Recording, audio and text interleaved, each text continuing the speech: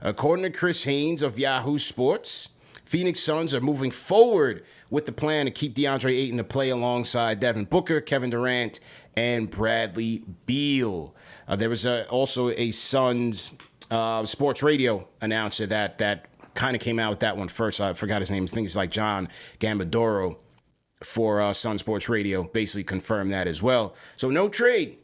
A lot of people expected that to be the next domino after the Beal trade, to go out there and get depth. I think what it signaled is that they didn't get good offers. I think that's exactly what it meant. They did not get good offers for DeAndre Ayton. He's due $32 million next year. Having a lackluster playoff. Recency bias, I would have to think, plays into consideration. It's a hard trade to make for any team, especially with what the Suns are looking for. You're not just going to look to sell low on your number one pick and someone that you invested significant assets with. You want something that's going to get you a comparable return in terms of players, multiple players that can help push this thing forward. So I think they didn't get the deals that they were looking for. Maybe that changes at the deadline, or maybe next offseason that changes. But I think if they're going this route, it's probably better to keep him, see what he does with this team, and then reassess as time goes on, rather than just dump him, make a hasty decision just for some depth and going with that, because that might not bring you the returns that you're looking for. So, we'll see what happens when he's with this team. Obviously, they're going to need him less offensively, but he's got to do a lot more dirty work, more rim protection, more rebounding, more toughness. And we'll see. Maybe they stagger the lineups a little bit here and there where it's a positive asset and they're able to balance the productivity and the minutes of these four guys. But nevertheless, they're moving forward with D. Ayton, man. What's your thoughts on it? I mean, when we were talking with David Aldridge, and he said he believed that they would flip him, like, why not just keep him if you believe that he's a top-tier talent? I mean, you spent the number one overall pick on this guy in the same draft as Luka Doncic, right? So you have to show that he's worth some sort of value to this league. And I think if you're selling low on this guy, then you're really doing the team injustice, even though you weren't the front office that drafted him. And he has that potential to be a good center, man. It's just the inconsistency, as you noted. I mean, we can go back to when they played the Milwaukee Bucks in the finals not too long ago. And yes, it's going against Giannis Antetokounmpo. You're not expecting a young guy like DeAndre Ayton in his third season to really do anything to stop the MVP. But you're asking for is this guy, and apparently my cat wants to get part of this conversation. Nice. You're asking for him just to show a little bit of life, a little bit of resistance, and you didn't even really get that from him against Giannis Antetokounmpo. So with Ayton, he has to show that he wants it. He's adaptable to any situation. I know him dropping down to now the fourth option is not what he was probably thinking when he was drafted as a number one overall guy, but still, if you're going to go make a living in this league, you have to show that you're not necessarily going to be the guy. You got to show that you can change how your play style is, be reliable, be dependable. I mean, for him not even to be playing in the playoffs, I know it's an injury, but still, you want some guys to show some level of grit to be there, right? And he wasn't. But the guy can play, man. I mean, when you look at his numbers, according to Clean the Glass, at where he ranks up, I mean, he's in the 91st percentile finishing around the rim. He finishes 79% of his shots, and that's 325 shots that he took around the rim. He's got a good short mid-range game. He's got a good long-range mid-range game. Like, he's in the top percentiles for all these things. If you look at Clean the Glass, you want him to be in the orange category to show that he's, above average, and he is that. The question, the thought process is, can he do it on a consistent enough basis? So that's what you need from DeAndre Ayton. I'm kind of not surprised that the Suns are going to keep him and roll with the big four in this case, because why not? You're already going to be over the cap. I thought they might as well just do that. And then if it's not working out, then you got to reconsider, how do we get this guy out of here? But also at the price tag of, was it 30 some odd million? 32. Annually, they just get 32. Yeah, 32. I mean, who's going to be paying a center 32 million not to be that guy, right? Or be that second option, right? That's kind of the dilemma that the Timberwolves have with Karl Anthony Towns right now. He didn't play well. He's making 50.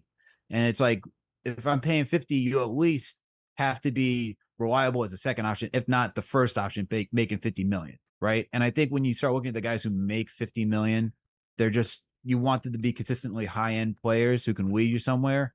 And for DeAndre Ayton, even for him, after getting that extension, it's not. But this is where you go back to that previous front office and you say, why did you do this? Why did you allow him to test free? Like, there's just like a whole dynamic with him and the Suns. Even new ownership is like, Sarver wasn't thinking about doing the extension. Monty Williams had a bad like an up and down relationship. I would say not bad, but an up and down relationship with Ayton. So now it's all over the place with Ayton right now in the Phoenix Suns. And if I were him, I'd probably want to get out of there too, just because for my 5 years being in the NBA, I've not really experienced a lot of stability in this organization. Yeah, no question about it. Well said.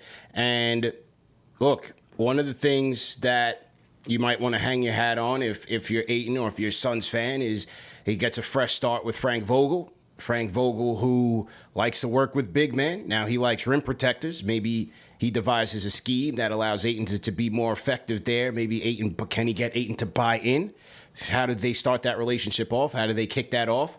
According to, this was the beat writer who I was referring to, that is John Gambadoro, who covers the Phoenix Suns, sports radio host out there. Says Monty Williams reportedly disliked coaching DeAndre Ayton as well as Jay Crowder. He told people that that Crowder was difficult to handle and coach. It wasn't Suns organization. He didn't want Jay around. As far as Ayton, Monty didn't want him either. He wanted them to trade him to Indiana for Miles Turner.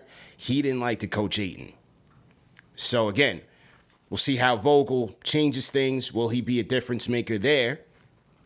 And how will Ayton be impacted? Can he improve his game under Frank Vogel? Because, look, I mean, as talented as Ayton is, I mean, he hasn't really improved his game over the 4 years he's been in the league, 5 years he's been in the league. He's kind of been the same guy. And not to say that that's a bad thing, because, look, this team, they were a great team last year. They won 60-plus games last year.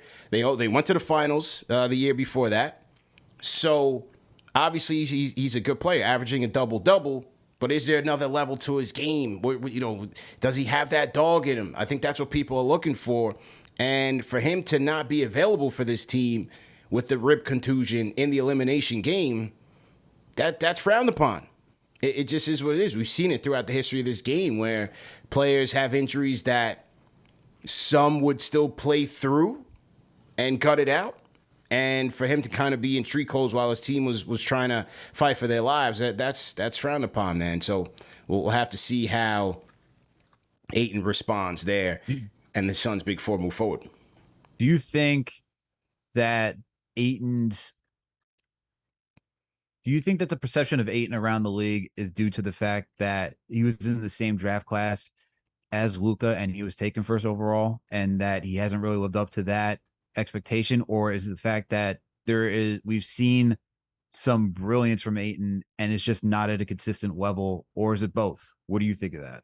It's definitely both. When you're number one, man, like by now he should be an all-star, right? Mm-hmm. You should be an all-star with the hype that he came in with. He was a good player with Arizona.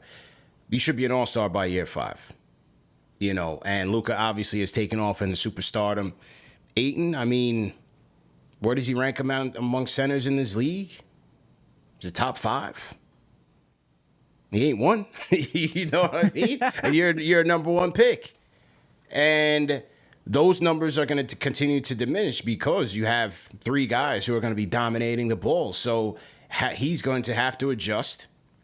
Whatever the expectations or the hype around him be that number 1 pick, he's going to have to ignore that and focus on how can he be that best 4th option for the Phoenix Suns. What are the little things that he could do to help this team win games? Because that's where they're going to need him to be impactful. You're no longer really going to need his offense that much.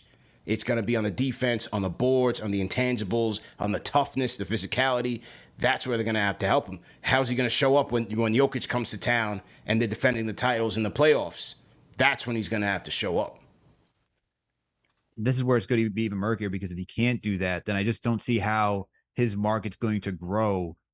And you try to trade him, you're going to have to sell him for pennies on the dollar. Yeah, because the center is looked as, just as the point guard is looked as the offensive conductor, the center is usually traditionally looked at as the defensive conductor, right? And sure, you can have players like Draymond who really changed that mold and others, but still, he is that safety valve, that break glass in cases of emergency. Someone comes down the lane. He's got to be able to block shots, grab those critical rebounds, all of those aspects, and he hasn't done so. So we'll see if he can finally become that defensive presence. He's got to do it now. He's going to be 25, man. Yeah. He's going to be 25 this year, and you need to show some sort of semblance that you're on the uptick and not just an inconsistent player making a big amount of money. That's kind of the issue with Miles Turner too. When you got the extension, it's like, yeah, the Pacers are like, do we want to trade him? We kind of do want to trade him, and then they're looking at the returns like, this guy doesn't play defense. He hasn't really shown he's a defensive presence. Not really a strong rebounder. That's kind of that same gray area that Ayton is in right now. Yeah, true story, man. Shout out to our guy, Tommy Beer. Tommy Beer is going to be with us Friday for our free agency show. Make sure you guys tap in, man. Friday at 6 p.m., the Free Agency Central show, #1 free agency show for the fans, by the fans. We're going to be covering every single pick, every action, every signing, because guys, once 6 o'clock rings through, once 6 o'clock comes through, you're going to get basically everything, right? Everybody who's been tampering and talking up to this point, it's all going to be out there on Front Street. So Tommy B will be here on Friday. Before 6 p.m. Before 6 We p.m. don't know how it is. Yeah. Jams and Woj can't wait. Yeah, they already have the picks in the draft. They already got the signings in the drafts for Twitter. All they're just waiting to do is just hit the send button. It's already been announced. Come on, man. The speed at which those guys tweet it's unheard of. Yeah, absolutely, man. But anyway, back to Tommy Beer. He says, over the next 8 years, the Suns control just one of their own draft picks. The Phoenix has traded their second round pick in 24 from 24 through 30. 2024 through 2030. They've traded their first round picks in 23, 5, 7, and 9. And then they have the pick swaps with the Wizards in 24, 26, 28, 20, and 30. Now, look, at least 24, maybe 26, you figure those pick swaps won't be in danger of, they won't be in danger of losing them unless they just have catastrophic injuries. But even still, man, your whole war chest is not even in your control. That's kind of crazy. That's a big gamble, but it's like, would you rather be playing on that end of the field, or would you rather be, drafted and there's no guarantees in either side is what I'm trying to say, right? There's no guarantee either path is going to get you to a championship. I mean, where in league history has it shown that you spend this much on free agents and then has gotten you a championship by spending all that capital? I neither side is guaranteed, but I'd rather control my own destiny than rely on guys who, two of them have been injury prone. Kevin Durant now has lower leg injuries regularly. You now have Bradley Beal, who's been injury prone for the last couple of years as well. Devin Booker missed part of the season last year, although I believe that he can bounce back and still play a majority of the season. I'm sure he'll play over 65 games. And then you have those three guys, and then DeAndre Ayton, where you're just like, he's been so up and down. I mean, it is weird to be putting all your chips into this basket. I mean, yeah. I get that this is the new owner syndrome, right? The new owner comes in. We saw that with the Timberwolves. We can win now. Rudy Gobert is that dude. Yeah. And now you're doing the same thing for Bradley Beal, where it's like, has he been that guy that takes you over the top? And he'll finally get to compete in the playoffs yet again with a more talented roster. Okay. But still, I don't buy this team. I don't buy it. Obviously, we got to see it. Things can change, injuries, all that stuff. We have to see what unfolds this upcoming season. I still don't buy it, man. I still don't buy it. Yeah, I don't see it, man. They're in an uphill battle. Shout out to Jay from PR. He says they got Durant and Booker. I'll do it too. Jay's asking me, Alex, so you wouldn't trade for Durant? I'd trade for Durant, but I wouldn't just go all in on all the, like, I wouldn't go all in on the Bradley Beal side. Right. That's where it ends for me. I would need somebody who's consistently shown. I mean, it's even like when you see, like, even when you had the big three in Miami, right? Mm-hmm. D Wade won a chip. LeBron's like, okay, one guy could take us to the finals. Mm-hmm. Chris Bosh, Toronto was like, okay, but still, you saw like he was enough just to make them relevant, right? And you're like, If we have all three of these guys together where we can sign them without having to lose assets, we could do that. You're losing assets for Bradley, you're losing depth and assets for Bradley Beal. True. True story, man. True indeed. So to everybody in the chat once again, hit that thumbs up button for you boys, man. The NBA Report, live and direct. CP the Franchise, Alex Chattars, the Stratocaster on the ones and twos. Happy Monday, man. Hope everybody had a great weekend. Who else we got in the chat, man? We got, shout out to Hulu Caesar. Marco Stoyanov, Marco in here. Salute to Marco, man. JJ from Brooklyn, always in here. Trump Poop says, do you think the Knicks make a big move? Do you think the Knicks make a big move, Al? No. Okay. All right. You just want to, just throw out the optimism. Okay. We're with it.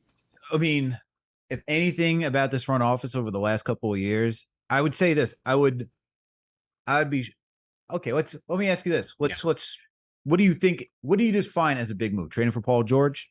Yes. Is that the big move? Okay. Yeah. Yeah.